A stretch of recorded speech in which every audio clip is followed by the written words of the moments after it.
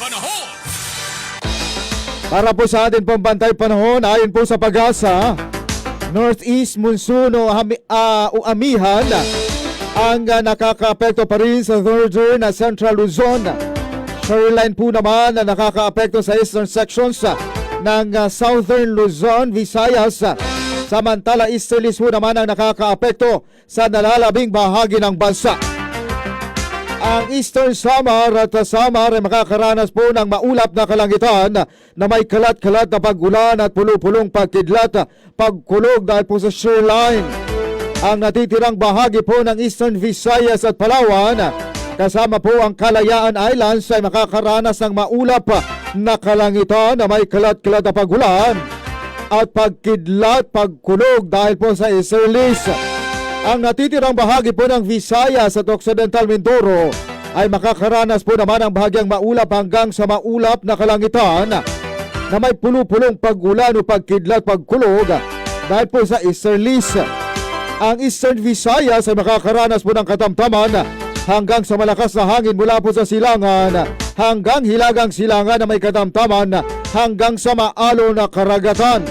Ang natitirang bahagi po ng Visayas, Palawan at ang Kalayaan Islands at Occidental Mindoro ay makakaranas po ng mahina hanggang sa katamtamang hangin mula ho sa silangan hanggang hilagang silangan na may banayad hanggang sa katamtamang pag-alon ng karagatan. Bantay Panahon.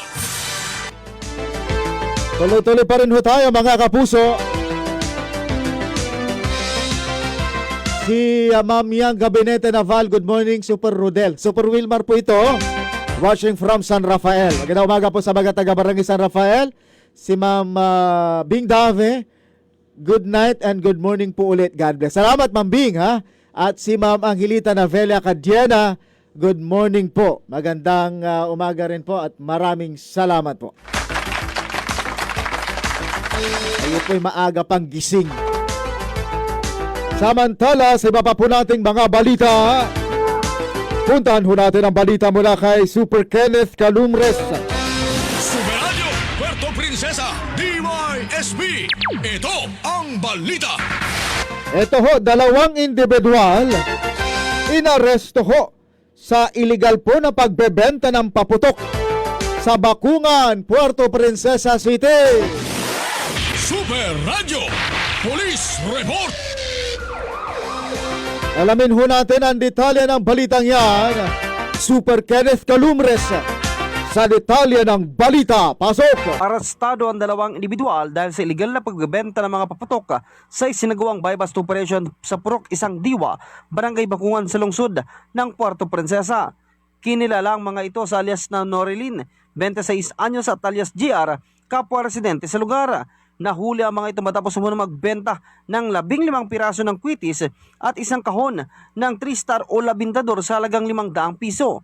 Samantala, nakumpiska rin mula sa tindahan ni alias GR ang 900 piraso ng kwitis, 2 kahon ng labintador, 3 kahon ng baby racket, 2 kahon ng 14 na pakete ng smoke bang na walang kaukulang permit para sa pagbebenta ng sabing mga paputok.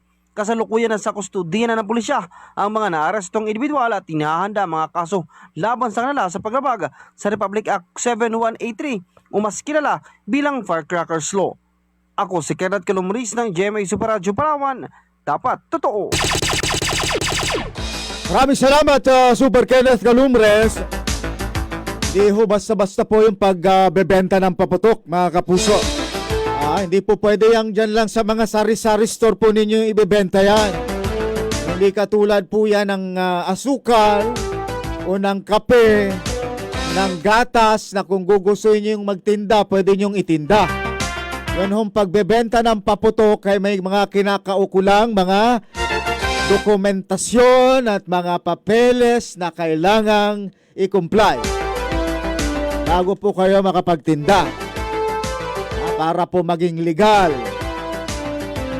Malamang hindi rin po kayo papayagan sa mga tindahan ninyo. Mayroon hong mga spesipiko mga pwesto. Katulad sa atin dito sa may San Jose, di ba? O dyan pwede magtinda. Talagang hong makukumpiska at mahuhuli po kayo kung kayo po ay magbebenta ng paputok nang walang kaukulang mga permit. Lalo na kung dyan lang po sa mga tabi-tabi, sa mga sari-sari store, o kung saan-saan lang ho kayo magtitinda. Tapos wala pa pong mga kinaukulang hinahanap po na mga stickers. Gaya po ng PS Mark at ICC sticker. Di ba? Patunay na yan ay mga lihitimo at hindi mga illegal. Ibig sabihin ay dumaan sa testing at nakitang okay. Di ba? Hindi yung pag sindi mo, hindi ka pa nakakaalis, pumutok na. So, di ba? Or labis-labis, yun pong dami ng pulbura doon po sa paputok. Yan. Kayo'y nakikinig sa Super Balita sa Umaga. Magandang umaga po. Si Tito Arnold Palma nakikinig daw. Yung kapatid po ni Mama na nanay ng aking pong asawa, si Mama Annabel Palma Heredero. Tito Arnold, magandang umaga po sa inyo dyan. At sa lahat-lahat po na nandyan, ha? Nag-react pa na si Tito Arnold sa mga balita.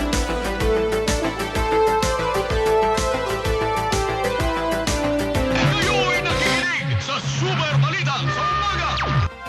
At si Good Morning Super Wilmar, si Uncle Nats at si Auntie Winnie Hagmis, nakikinig din daw doon sa amin pong compound.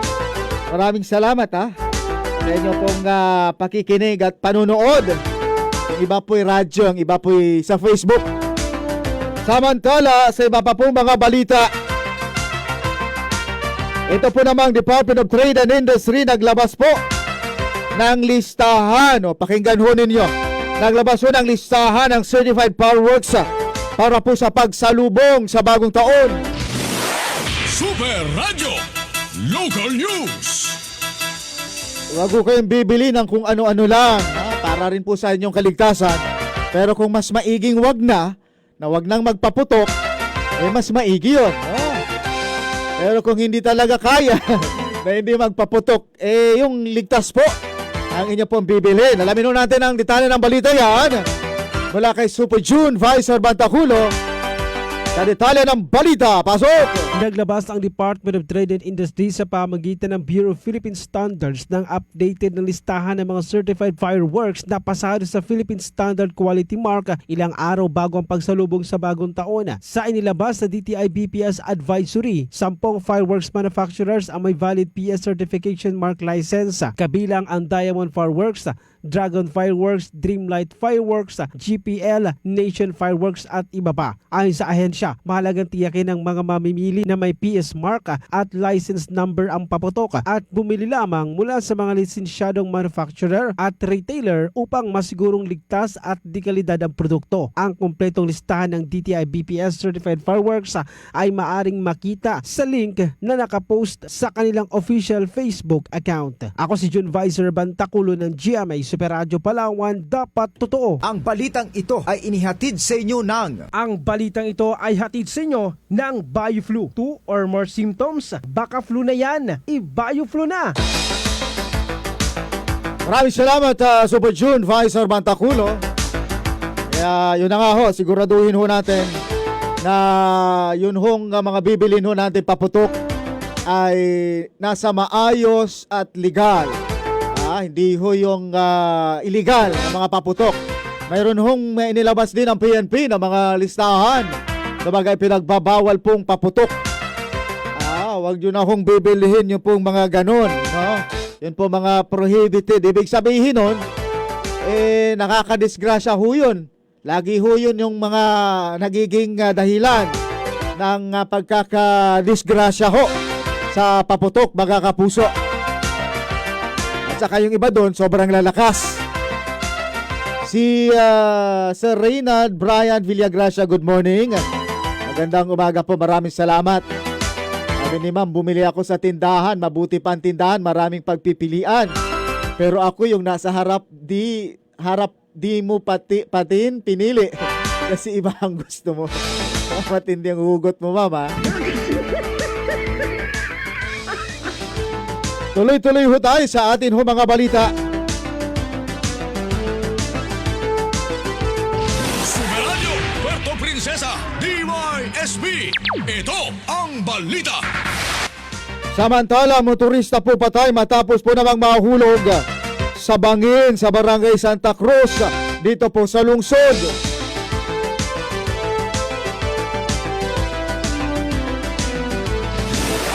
Super Radio Police Report.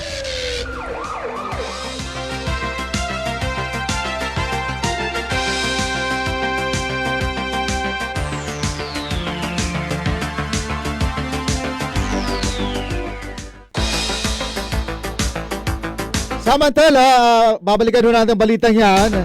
Puntahan po naman natin ang balita mula kay Super June Visor Bantaculo.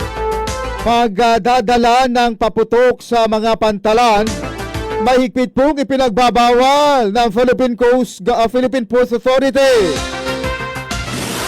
Super Radio Local News.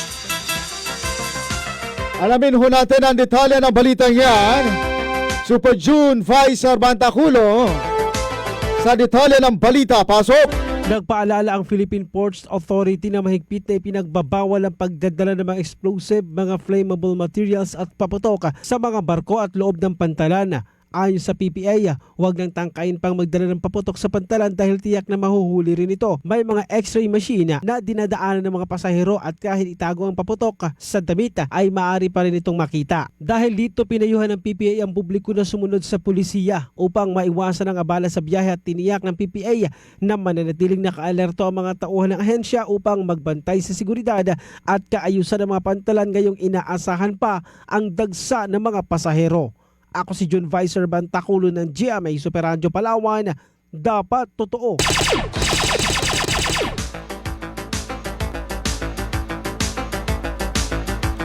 Maraming salamat Super June Visor Bantaculo.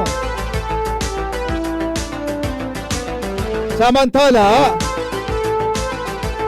puntahan ho natin si Super Kenneth Calumbres. Apat daw po na individual na sakay po ng bangka arestado matapos po namang makumpiskahan ng mga smuggled na sigarilyo, baril at bala sa Brooks Point, Palawan. Super Radio Police Report. Laging may mga nahuhuling mga smuggled na sigarilyo, ha? Alamin ho natin ang detalye ng balitang yan. Super Kenneth Calumbres sa detalye ng balita. Pasok!